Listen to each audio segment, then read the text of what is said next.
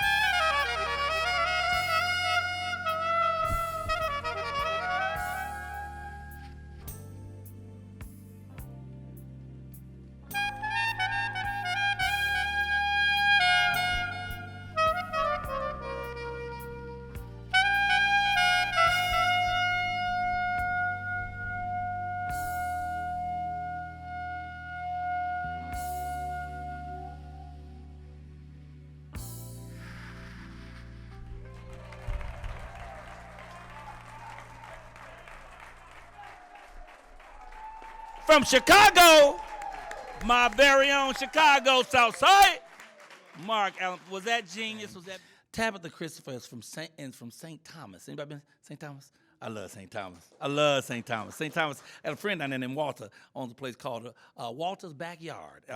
Walter's Back Porch. It is a nightclub where you step downstairs, and it's off the chain. Anyway, I don't know what they got to do with anything else. I love St. Thomas. I like St. Thomas. Known as a fit storyteller. She's known as a fit storyteller, and that's what I think she means, because it's all one word here where they wrote it. Fit storyteller, like one word. But I think fit storyteller. A storyteller that is fit. We'll find out when she comes out here. She's an author, an artist, an athlete, and a hell of a spoken word artist. Get your hands together for the wonderful Tabitha Christopher. Let her hear it. Tabitha Christopher is right here. Oh, yes. Thank you. Thank you. Fit storyteller, fearless, innovative, trailblazing stories. It was the fall of 1989. A violent storm hit our tiny island with a vengeance to destroy everything in sight. Everything. We, like everybody else, was not prepared. I was 4 years old and just started going to school with my older sister Tamara, who was 6, and my little brother Thomas, just made 2. The weather forecast assured the storm would lose its power before coming down to the Lesser Antilles. It landed as a Category 5 hurricane, with winds more than 160 miles per hour. I could hear my mother calling to my dad to come back inside and try to secure the windows and doors from within as the winds grew more strong. My dad, not listening, makes his way on top of the roof of our tiny house to secure what the wind had peeled off. As he worked in vain on one side of the house, the roof over us children's bedroom, peels off, and water come gushing down into our bedroom. We scream for Mommy. Mommy! Mommy, it's raining in our room! Mommy rushes into our bedroom, assures us everything was going to be okay, as she frantically looks through our closet for clothes, shoes, but it was too late. The winds were too strong. The roof was coming off. The front door opens, then slams. It was Daddy. Door! Children, where are you is? Daddy! We ain't here, Mommy need help! Daddy runs into our bedroom. Door? We don't have time for that. Get the baby. Tamara, come! Daddy picks us up into his arms as he looks for the best place for us to run for cover. He found it, the kitchen table. He places us down next to Mommy, runs into the kitchen, pulls the heavy table up against the stone wall, holds it in place as we scramble underneath. No sooner we get under, the roof over the kitchen,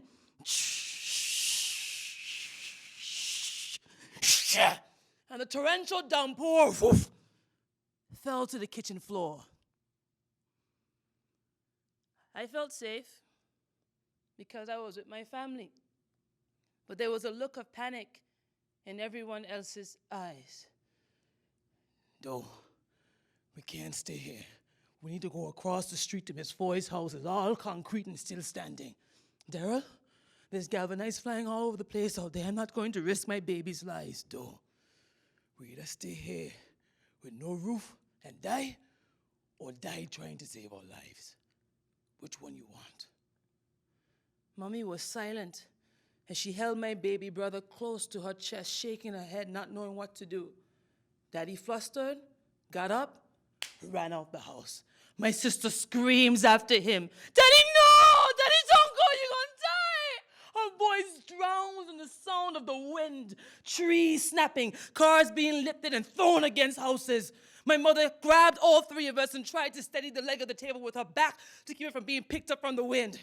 I looked up to her and asked, Mommy, what did die mean? She looks at me with stark fear. I felt bad for asking the question, but my all-knowing sister felt it necessary to let me know. That's what's going to happen to us if we stay here or try to cross the street, Tabby. Okay, no more talk about that, okay? Let's just sing a song. Jesus loves me, this I know, for the Bible tells me. Bam! Something hits the house with such force, the whole house shook and kept shaking as more debris flew against it. My sister looks at me and says matter-of-factly, "We gon' die." My mother starts to whisper the Lord's Prayer as the winds grew more violent. We could only hope that Daddy made it across the street to Miss Foy's house safely. And if he did, we wondered, but why didn't he come back for us? Our thoughts were interrupted by the most pleasant of sounds. Near, silence. No sooner, we hear footsteps running towards the door. It was Daddy. He bends down to look under the table into Mommy's eyes. "Door, we have to move quick. The eye of the storm ain't gonna be here for long. Come, give me the baby." "No, I am not leaving." "Tabby, Tamara, come to Daddy." "Daryl, no. Don't take both at the same time, only one, just in case." Both my sister and I look at Mommy, and my sister asks, "In case what, Mommy?" "In case the winds pick up again." My father grabs my older sister and runs out into the street. Thank you. Come on. I know y'all can do better than that. Wow. Wow. Miss Tabitha, Christopher, oh my God. All the folks who behind the cameras making this happen. And thank you again to Pasadena Media Center. We have been Michael's very best. We've had a good time. Give them all a round of applause as we leave with love. Thank you. Good night. You don't know how we flow on the Michael Colyar Show.